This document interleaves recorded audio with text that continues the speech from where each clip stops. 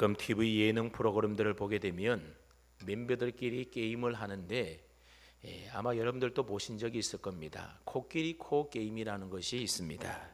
이 코끼리 코 게임이라는 것은 한 팔로는 코를 잡고 또 다른 팔로는 땅을 짚어서 이렇게 하는 거죠. 코끼리 코를 만들어서 땅을 짚고 여러 바퀴를 돌게 되는 겁니다. 보통 한 10바퀴를 도는데 돈 다음에 앞에 있는 목표물을 향하여 누가 먼저 빨리 달려가서 그것을 짚는가, 이런 게임을 하는 겁니다. 근데 이 게임을 하게 되면 대부분의 사람들이 중심을 잘 잡지 못해서 엉뚱한 방향으로 달려가서 비틀거리다가 나중에는 결국 쓰러져서 많은 웃음거리를 주게 됩니다. 왜 이처럼 자리에서 뱅글뱅글 돌다가 달리면 쓰러지게 되는가 하면, 우리 몸이 회전을 하게 되면 균형 감각을 잃어버리게 되어서 중심을 잡지 못해서 쓰러지고 말게 되는 겁니다. 근데 유명한 발레리나를 보게 되면 몸을 여러 번 회전하는데도 기가 막히게 쓰러지지 않고 중심을 잘 잡는 것을 보게 됩니다. 차이코프스키의 유명한 발레 극인 백조의 호수를 보게 되면 발레리나가 자그마치 32회전을 하는 푸에테라고 하는 것이 있습니다. 왼쪽 다리의 발끝으로 몸을 지탱하고서는 오른쪽 다리와 양손을 휘저으면서 32회전하는 모습을 보게 되면 저절로 감탄이 나오게 됩니다. 우리는 서너 바퀴만 돌아도 중심을 잡지 못해서 쓰러지고 마는데, 근데 한쪽 다리 발끝으로 중심을 잡고서는 32회전을 한 후에도 이 발레리나는 몸의 균형을 잃지 않고 선다라고 하는 겁니다. 이것은 바로 최고의 발레리나만 할 수 있는 최고의 기술이 바로 이 32회전 푸에테라고 하는 기술이라고 합니다. 근데 발레리나가 32회전 하고도 이 몸의 균형을 유지하는 데에는 하나의 방법이 있다고 합니다. 발레리나가 회전을 시작할 때는 가장 먼저 하는 일이 있는데, 그것은 바로 객석 중앙에 있는 관객 중 한 명을 골라서 그 사람을 응시하는 일입니다. 그래서 몸이 회전할 때에 손을 비롯하여 다른 모든 신체들이 돌아갈 때에도 얼굴은 끝까지 그 사람을 응시하다가 마지막에 얼굴을 돌린다라고 하는 겁니다. 그리고 나서 다시 몸과 손이 움직이기 전에 머리를 재빨리 돌려서 다시 그 사람을 응시한다라는 겁니다. 이런 식으로 32회전을 하는 내내 객석 중앙에 있는 그 사람만 뚫어지라고 응시하는 것이 바로 이 발레리나가 균형을 잃지 않고 넘어지지 않는 비결이라고 합니다. 여러분, 이것은 예수님을 믿는 우리의 신앙생활에도 그대로 적용이 된다라고 말할 수 있습니다. 예수님을 잘 믿는다고 하는 것은 세상에서 일어나는 온갖 일들을 우리가 겪으면서도 우리의 시선을 예수님에게서 떼지 않고 예수님에게 우리의 시선을 고정시키는 것이 바로 우리가 신앙생활을 잘 하는 일입니다. 즐거운 일도 있고 슬픈 일도 있고 때로는 우리의 삶에 고통스러운 아픔들도 있지만, 그래도 우리가 어떤 일을 만난다 하더라도 주님께로 우리의 시선을 고정시킨다라는 겁니다. 그래서 즐거운 일, 슬픈 일, 고통스러운 일을 만나더라도 예수님에게 우리의 시선을 고정시키고 예수님에게 꼭 붙어 있어서 예수님이 인도하시는 대로 따라가는 것, 그것이 바로 우리의 신앙생활을 승리하는 비결이고 신앙생활을 잘하는 비결이라고 하는 겁니다. 사도 요한은 예수님과 우리와의 이러한 관계성을 가리켜서 포도나무 비유로 오늘 본문에서 설명해 주고 있습니다. 오늘 본문 5절 말씀해 보니 나는 포도나무요 너희는 가지다, 그렇게 말씀하고 있습니다. 그러나 하나님 아버지는 농부시고 예수님은 참 포도나무이시고, 그리고 예수님을 우리는 뭐라는 겁니까? 이 포도나무에 붙어 있는 포도나무 가지라고 하는 겁니다. 포도농사를 짓는 분들의 말을 들어보게 되면 매년 봄철이 되면 포도나무 껍질을 벗겨준다고 합니다. 뜨거운 한여름과 추수하는 가을을 보낸 포도 껍질 속에는 이 벌레의 알들이 있고 또 많은 병균들이 붙어 있다고 합니다. 그래서 봄철에 이 껍질을 벗겨주므로 그 껍질 안에 들어있는 벌레의 알들과 병균들을 다 떼어내 버린다라는 겁니다. 만약 그렇게 하지 않으면 나무가 병에 걸리거나 열매를 많이 맺지 못한다라는 겁니다. 또한 포도나무는 매년 가지를 자르게 됩니다. 포도나무는 넝쿨이기 때문에 넓게 뻗어나가게 되는 겁니다. 그래서 적당하게 가지를 잘라주지 않게 되면 모든 양분이 가지를 뻗는 데 사용되기 때문에 나중에는 결국 열매를 맺을 때에 열매를 크게 맺지 못하게 된다는 겁니다. 그래서 봄이 되면 농부는 가지를 잘라 주어서 풍성한 열매를 맺도록 해준다는 겁니다. 이처럼 농부는 제때에 이런 역할을 제대로 잘 해주어야만 이 포도나무 열매가 많이 풍성하게 열매를 맺을 수가 있습니다. 바로 하나님 아버지는 좋은 농부의 역할을 하신다라고 말씀하고 있습니다. 세상을 구원하기 위하여 하나밖에 없는 독생자 예수 그리스도를 이 세상에 우리를 위하여 보내주셨습니다. 그리고 예수님으로 하여금 십자가를 지게 하심으로 가지된 우리들로 하여금 열매 맺는 삶을 살 수 있도록 해주셨습니다. 그리고 때를 따라 성령님으로 인도하시고 우리를 도우셔서 풍성한 열매의 삶으로 인도해 주십니다. 여러분, 포도나무는 풍성한 열매를 맺기 위하여 껍질이 벗겨지고 가지가 잘려지는 아픔을 견뎌야 하지 않습니까? 마찬가지로 포도나무 되시는 예수님은 농부 되시는 하나님 아버지의 뜻에 따라서 십자가를 지는 고난과 아픔을 기꺼이 감당하셨다라는 겁니다. 껍질이 벗겨지는 아픔과 가지가 잘려나가는 아픔이 있었지만 죽기까지 순종하며 인내하셨습니다. 풍성한 열매를 맺기 위한 또 다른 역할이 하나 있는데 그것은 바로 포도나무에 붙어있는 가지가 해야 될 역할이 있다라고 하는 겁니다. 가지가 포도나무에 얼마나 튼튼하게 잘 붙어 있느냐에 따라서 열매의 내용이 달라지게 되는 겁니다. 요한복음 15장에는 거하라고 하는 단어가 계속해서 많이 반복하고 있음을 볼 수가 있습니다. 여러분, 이 거하라고 하는 단어가 왜 이처럼 계속해서 반복해서 나오는 것이겠습니까? 그만큼 거하라는 말이 중요하기 때문에 강조하기 위해서 계속해서 예수님은 거한다라는 말을 사용하고 계십니다. 그렇다면 내 안에 거하라, 주님 안에 거하라고 하는 이 거하라고 하는 말은 무엇을 뜻하는 말입니까? 이것은 내가 주님 안에 거하기에, 내가 주님 안에 있기에 내가 없어지는 것이 바로 주님 안에 거하는 것이고 또 내 안에 거하라고 하는 말의 의미입니다. 그렇습니다. 내가 주님 안에 거하기에, 내가 주님 안에 있기에 나 자신이 없어지는 것이 바로 주님 안에 거하는 삶의 모습인 겁니다. 내가 주님 안에 있기에 내가 보고 싶은 것, 내가 듣고 싶은 것, 내가 가고 싶고 내 마음대로 하고 싶은 것, 그렇게 하는 것이 아니라 주님께서 보시고자 하는 것을 보고, 주님께서 듣고자 하는 것을 듣고, 주님께서 취하고 싶은 것, 원하고자 하는 것을 우리가 하는 것, 그것이 바로 진정 우리가 주님 안에 온전히 거하는 일이라고 하는 겁니다. 다시 말하면 나는 없어지고 오직 내 안에 주님만이 계시는 것이 바로 우리가 주님 안에 거하는 삶의 모습인 겁니다. 이것을 다른 말로 하면 영적인 연합이다, 그렇게 말할 수 있습니다. 우리가 주님 안에 거하고 주님이 우리 안에 거한다는 것은 우리가 주님과 연합한다라는 의미의 말입니다. 그런데 주님 안에 거하는 영적인 연합이 안 되게 되면 우리의 신앙생활에는 참으로 심각한 문제가 생기게 됩니다. 그래서 오늘 보면 5절 하반절 말씀해 보게 되면 예수님께서 제자들에게 아주 거슬리는 말을 하고 있는데 어떤 말을 합니까? 나를 떠나서는 너희가 아무것도 할 수 없습니다.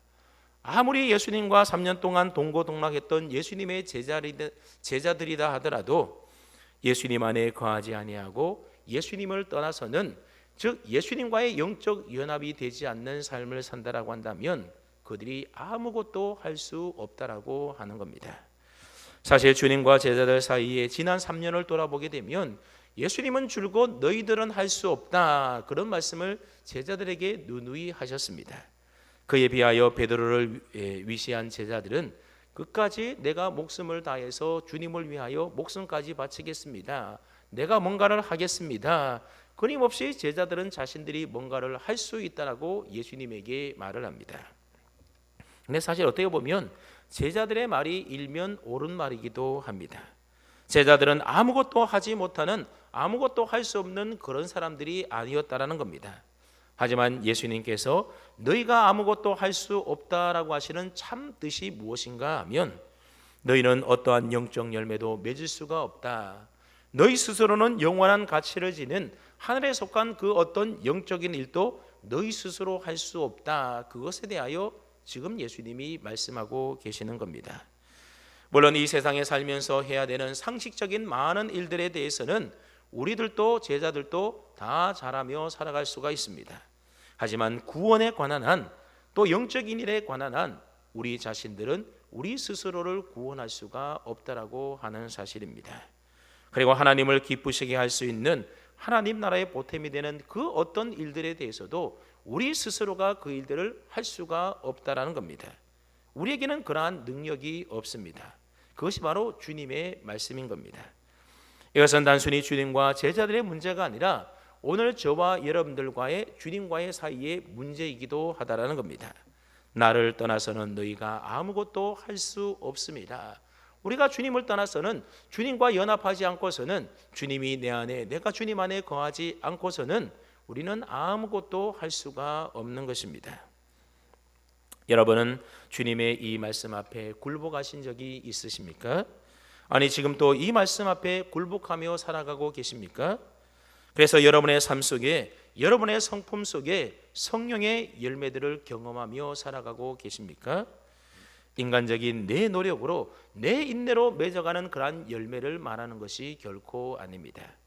내 안에 계신 성령님이 나로 하여금 그리스도를 닮고 싶게 만드셔서, 그래서 그리스도를 닮은 성령의 열매를 맺으며 지금 살아가고 있느냐, 그 말입니다. 그런 갈망이 나의 내면 깊은 곳에서 나의 삶을 끌고 있느냐, 그것에 대해서 우리가 한번 깊이 우리 자신을 돌아보며 생각해 봐야 됩니다. 만약 지금 내 마음속에 하나님이 원하시는 열매를 맺고 싶은 이러한 열망이 없다라고 한다면 오늘의 이 말씀은 나와는 아무런 상관이 없는 말씀이 될 뿐이라고 하는 겁니다. 왜냐하면 지금 예수님께서는 대중들을 향하여 말씀하시는 것이 아니라 엄밀히 말해서 가짜 제자였던 이제 가룟 유다가 나가게 되고 그곳에 남아있던 11 제자만을 위해서 이 말씀을 하셨기 때문에 그렇습니다. 그러므로 우리가 진정으로 예수님을 믿는다라고 하면 내 삶과 내 인격 속에 주님의 성품을 담고자 하는 열매 맺고 싶은 이런 열망과 갈망이 우리 속에 있어야 한다라는 겁니다. 왜냐하면 열매 맺는 것이야말로 하나님께서 우리를 구원해 주신 목적이고 우리 인생을 향한 하나님의 뜻이기 때문에 그렇습니다.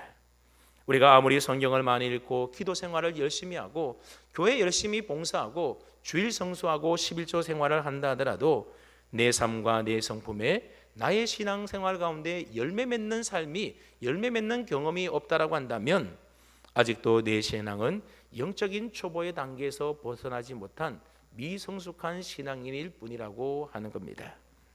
그러므로 우리는 열매 맺는 사람이 되어야 하는 겁니다. 왜냐하면 가지는 열매를 맺어야 하기 때문에 그렇습니다. 여러분, 가지에 열매가 없으면 그 가지는 아무 쓸모가 없게 되는 겁니다. 그렇다면 열매를 맺는 사람이라는 것은 어떤 사람을 말하는 것이겠습니까? 열매를 맺는 사람이라고 하는 것은 하나님과의 친밀한 교제를 통하여 하나님을 더욱 깊이 알아서 상한 심령으로 하나님 앞에 나아갈 줄 아는 사람이 바로 열매 맺는 사람입니다. 그래서 자기 자신보다도 그리스도께 푹 빠져서 살아가는 사람으로 자아를 찾는 것보다도 그리스도를 아는 일에 더 큰 관심을 두고 거룩하게 자라가는 사람이 바로 열매를 맺는 사람입니다. 이런 사람은 다른 사람들에게 열심과 뜨겁게 타오르는 인상을 주려고 일부러 애쓰지 않습니다. 자신의 내면과 사람들 앞에 드러나는 그 모습의 차이를 깨트리고 항상 겉과 속이 일치하는 사람이 바로 열매 맺는 사람입니다. 행동뿐만 아니라 존재감으로 주님을 향한 마음을 느끼게 해주는 사람, 이런 사람이 바로 열매 맺는 사람인 것입니다. 그런데 여러분, 이것은 우리가 많은 책을 읽는다고 해서 되는 것도 아니고 기도 많이 한다고 되는 것도 아니고 성경을 많이 안다고 해서 저절로 되는 일이 아니라는 것입니다.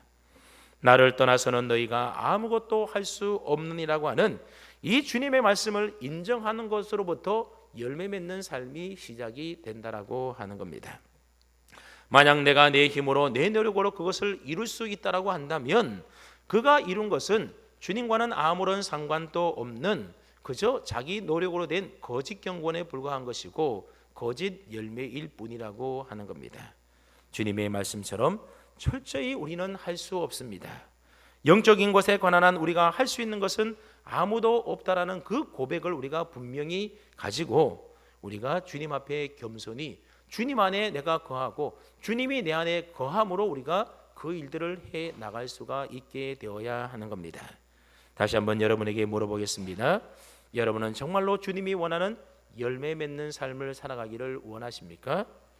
그 갈망이 여러분의 인생의 그 어떤 갈망보다도 더 큰 갈망입니까? 열매 맺는 삶이야말로 주님이 우리를 구원하신 목적이라는 사실을 알고 그것을 정말로 이루고 싶어 하십니까? 내 인생을 향한 하나님의 뜻이 이것이니 하는 그 깨달음 때문에 우리의 심장이 뛰고 그것을 이루며 살고 싶은 열망 속에 살아가고 있습니까? 여러분이 이 질문을 결코 그냥 가볍게 넘기지 마시기 바랍니다. 우리가 신앙생활을 정말로 제대로 하려면 이 질문 앞에 바른 대답을 할 수가 있어야 하는 겁니다.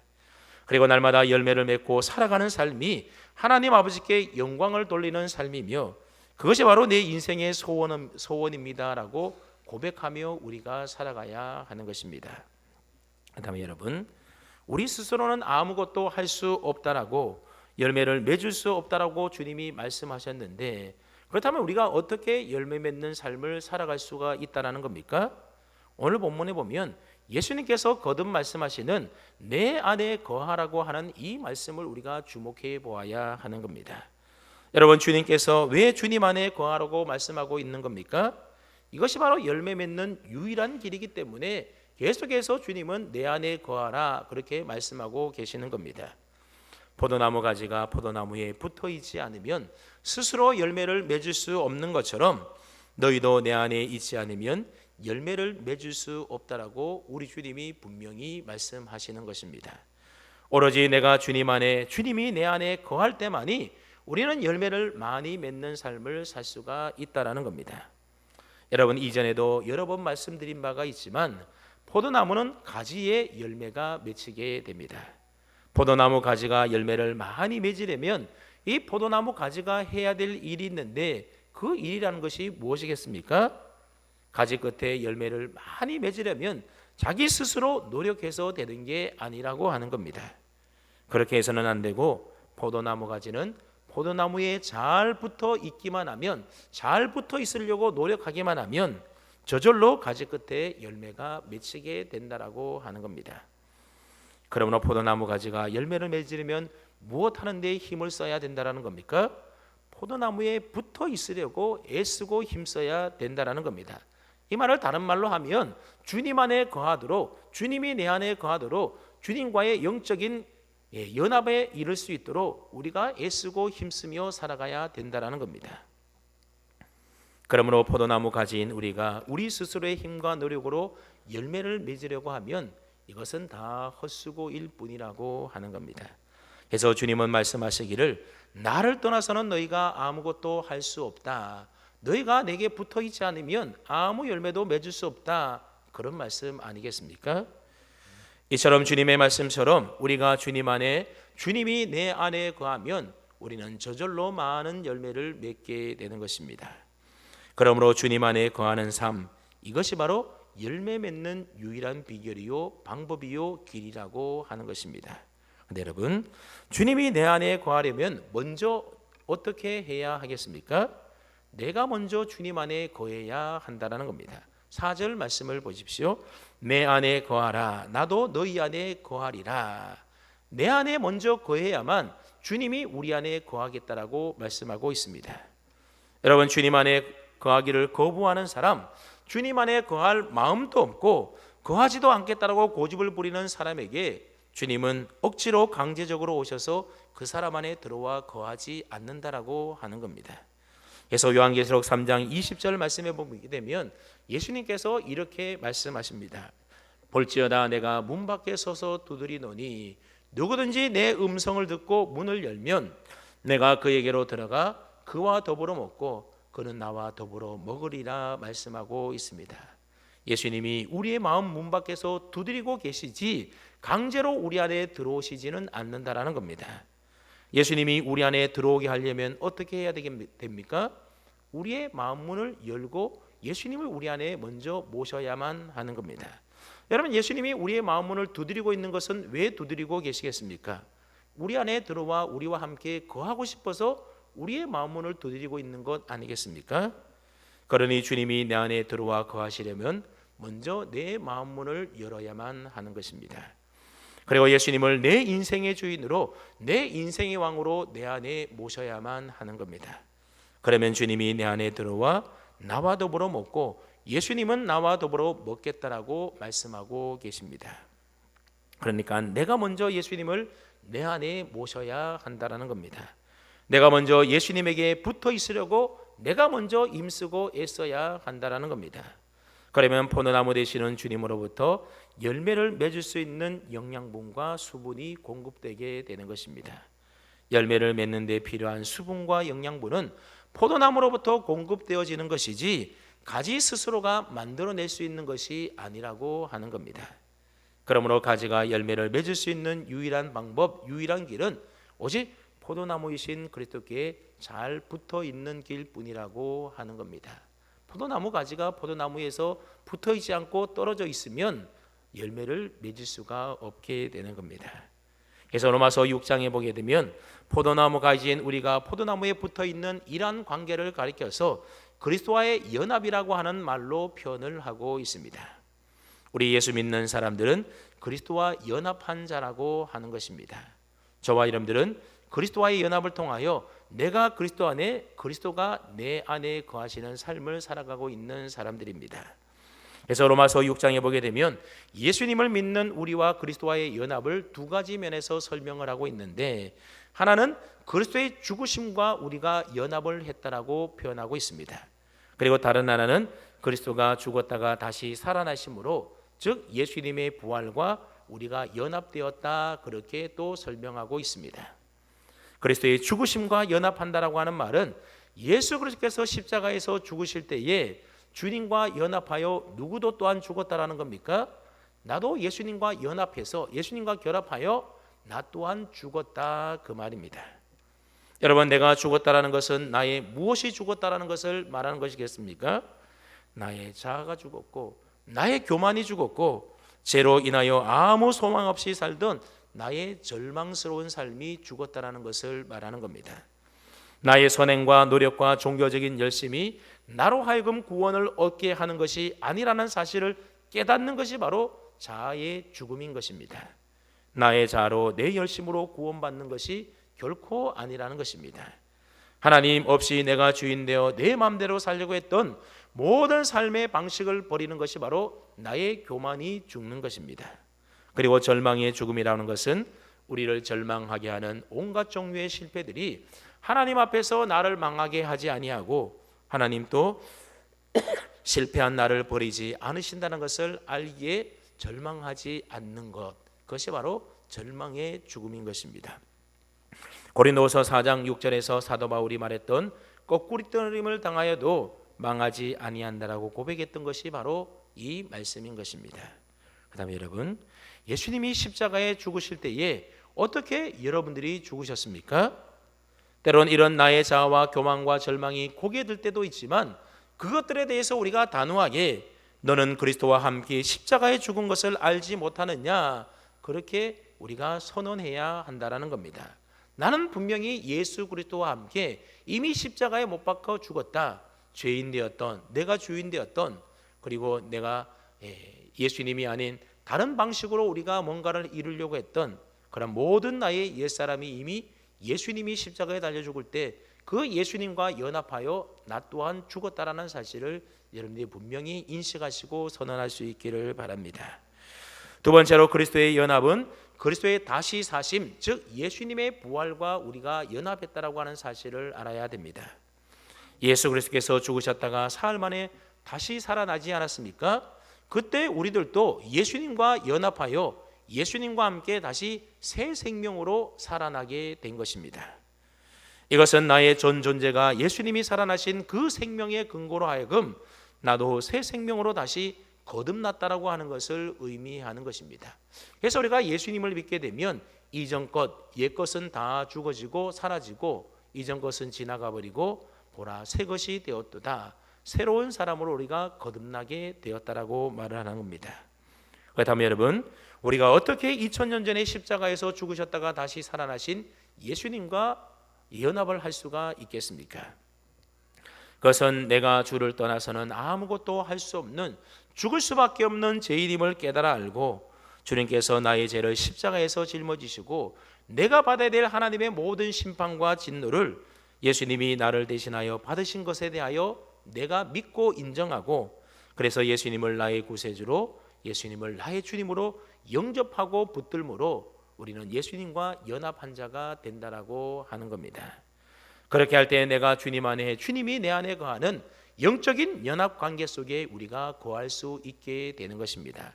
쉽게 말하면 우리가 예수님을 나의 주님으로, 나의 구세주로 영접하게 되면 우리는 예수님과 연합한 자가 되어서 예수님이 내 안에 거하고 예수님이 나도 예수님 안에 거하고 이런 영적인 연합 관계에 이르게 된다는 겁니다. 그러므로 내가 누구인지를 우리가 분명히 먼저 알아야만 하는 겁니다. 나는 주님을 떠나서는 아무것도 할 수 없는, 죽을 수밖에 없는 죄인임을 깨닫는 것이 무엇보다도 우리에게 우선되어야 한다는 겁니다. 그래서 예수님은 오늘 본문에서 그것을 이렇게 말씀하고 있는 겁니다. 너희가 나를 떠나서는 아무것도 할 수 없습니다.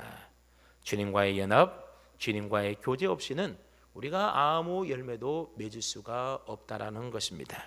그다음에 여러분은 그리스도와 함께 십자가에 못 박혀 죽으셨습니까? 그래서 여러분의 자아와 여러분의 교만과 여러분의 절망에 대하여 여러분들은 이미 죽으셨습니까? 물론 때로는 우리가 실패할 때도 있고, 때로는 그것에 떠밀릴 때도 있고, 죽은 것 같았던 우리의 옛사람 옛자의 모습이 또다시 우리 마음속에 슬금이 살아날 때도 많이 있습니다.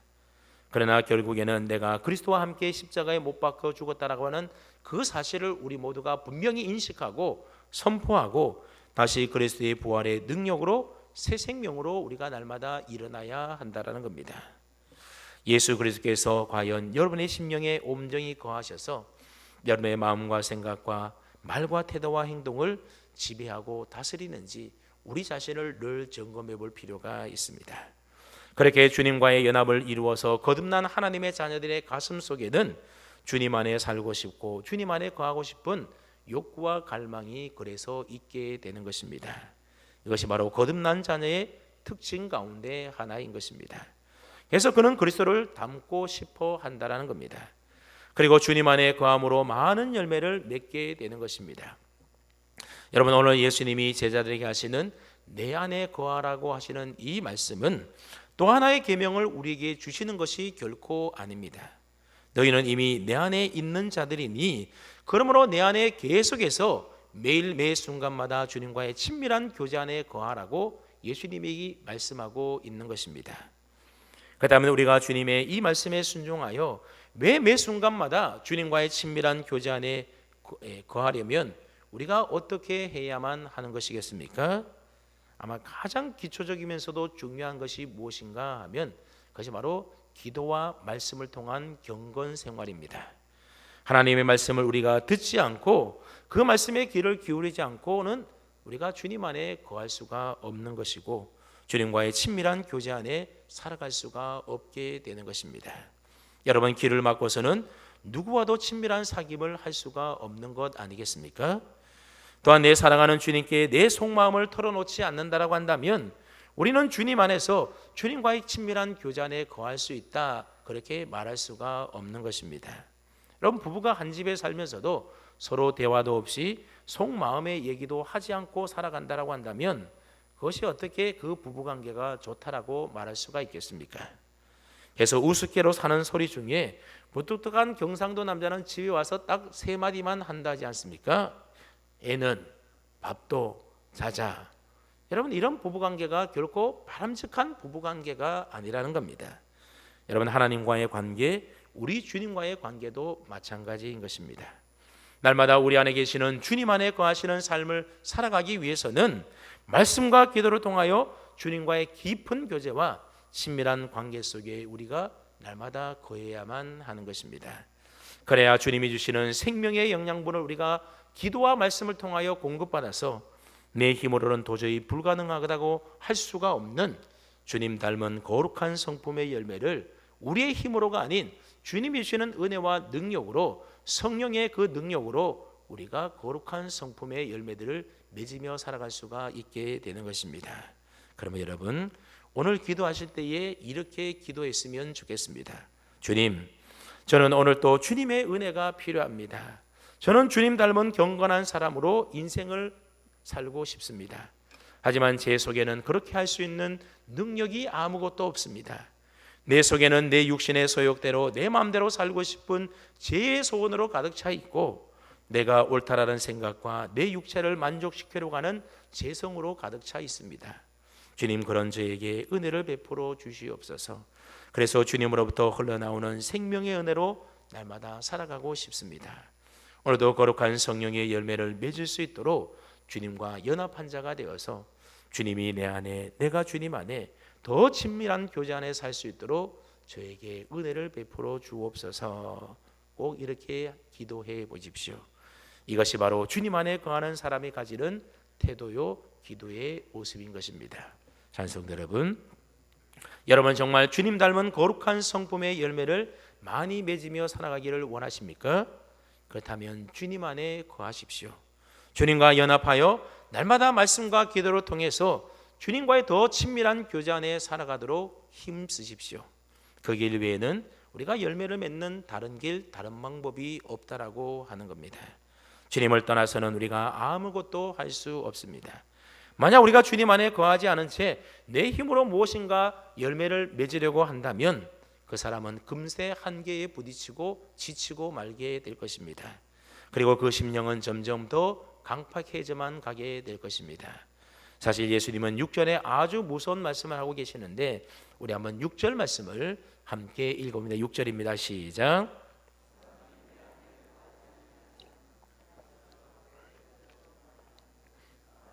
그것을 모아다가 불에 던져 사르느니라. 저와 여러분들이 주님 안에 거하지 않는다면 어떻게 한다는 겁니까? 밖에 버려져서 말라져서 불태워버린다는 겁니다. 여러분, 말라진다라는 말은 생명을 잃어간다, 그런 말 아닙니까? 이것을 우리 마음으로 치자면 우리의 마음이 점점 더 강팍해져 간다, 그런 의미의 말입니다. 우리가 주님과의 친밀한 교제 안에 거하지 않으면 우리의 마음이 점점 하나님의 은혜로부터, 강팍한 마음으로 우리가 점점 하나님의 은혜로부터 멀어지게 되는 것입니다. 이것은 그렇게 될 수 있다, 그런 말이 아니라 주님이 분명하게 가르쳐 주신 원리라고 하는 것입니다. 그래서 무서운 것입니다. 존 웨슬리는 구원의 확신에 대하여 이런 말을 했습니다. 구원의 확신은 미래의 것에 대한 확신이 아니라 현재의 것에 대한 확신이다. 구원의 확신은 미래의 것에 대한 확신이 아니라 현재의 것에 대한 확신이라는 겁니다. 여러분, 미래의 것에 대한 확신은 어떤 것들이 있겠습니까? 예를 들면 죽음과 같은 것들은 우리의 조건과 관계없이 의례적으로 찾아오고야만은 장래의 확실한 일입니다. 저도 그렇고 여러분들도 그렇고 시간이 지나가면 언제나 누구나 다 죽는 것, 찾아오는 것, 그런 확실한 진리이지 않습니까? 반면에 현재 것에 대한 확신은 무엇입니까? 우리가 지금 일을 잘 닦으면 나중에 이가 튼튼할 것을 믿는 것과 같이 현재의 조건에 의하여 미래의 확실성이 보장되는 확신이 바로 현재의 확신입니다. 그러니까 우리의 구원은 무엇으로 확신할 수 있다라는 겁니까?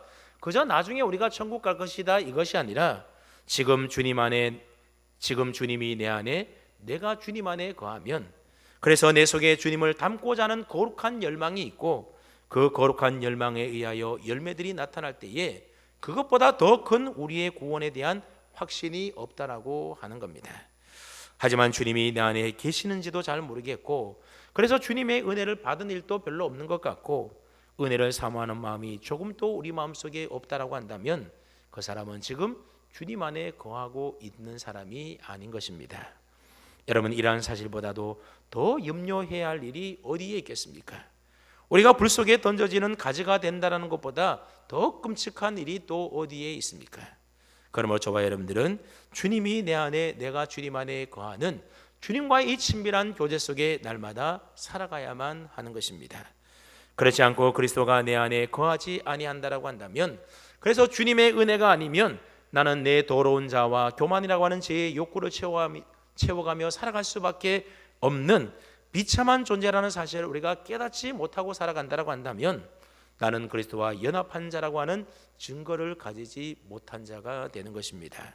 그러면 여러분, 날마다 주님 안에 거하여 주님과의 더 친밀한 교제 안에 살아가기 위해서 절박한 마음으로 주님의 은혜를 사모하며 사시기 바랍니다. 내 삶과 내 영혼에 이것보다 더 중요한 것은 사실 아무것도 없는 것입니다.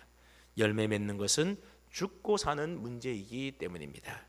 열매를 맺지 아니하면 그 가지는 모아다가 다 불에 던져 사른다라고 분명히 예수님이 말씀하셨습니다. 그러므로 주님 안에 거하는 것, 주님과의 친밀한 교제 안에 살아가는 것, 그것은 곧 죽고 사는 문제인 것입니다. 죽고 사는 문제만큼 심각하고 또 중요한 문제가 우리 인생에 어디에 있겠습니까? 이제 열매로 여러분 자신들을 증거하며 살아가십시오.